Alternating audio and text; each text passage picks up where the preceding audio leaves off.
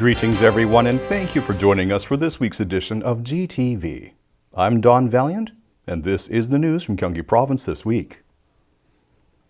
In accordance with the Korean government's recent initiative to expand the number of home medical care recipients, Gyeonggi Province will delegate the management of such individuals to local governments. Each local government will establish a dedicated team for the health and quarantine management of home-based patients, while designating hospitals for their 24-hour medical care. The province will provide these patients with daily necessities and medications during their home care period. Gyeonggi Province announced plans to improve resident protection zones on local roads from 2022 in cooperation with local governments and the police. This initiative is aimed at preventing pedestrian accidents along roads that run through local areas. The province will begin implementing this plan next year for 15 priority road sections. Through the expanded application of standard market rates to public construction projects valued at less than 10 billion Korean won, Gyeonggi Province has achieved budgetary savings of approximately 750 million Korean won. These smaller public construction projects had previously been excluded from the application of standard market rates in project cost determination. However, through the expanded application of standard rates to smaller projects, the province now expects to reduce budgetary expenditures by 10 billion Korean won annually.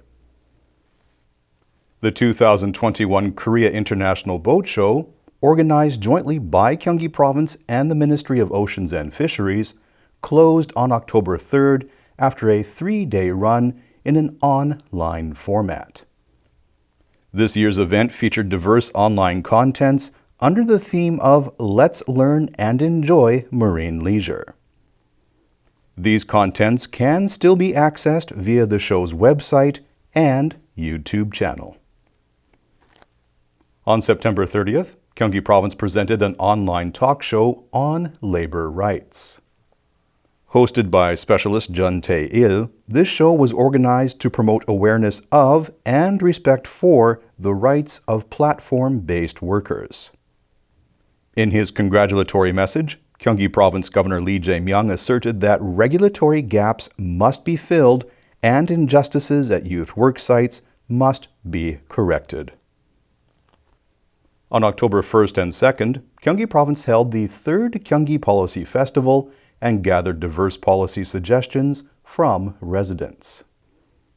Staged in an online format under the theme of Creating Gyeonggi-do with Residents, this event saw communication between the province and residents on 10 subjects.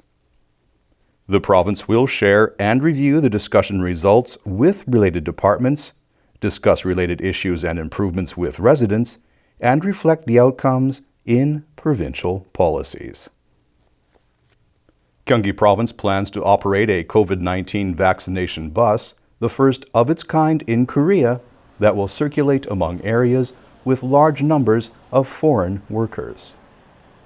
Originally used for the provision of on-site health check services to foreign workers, this bus can now provide 100 vaccination shots daily.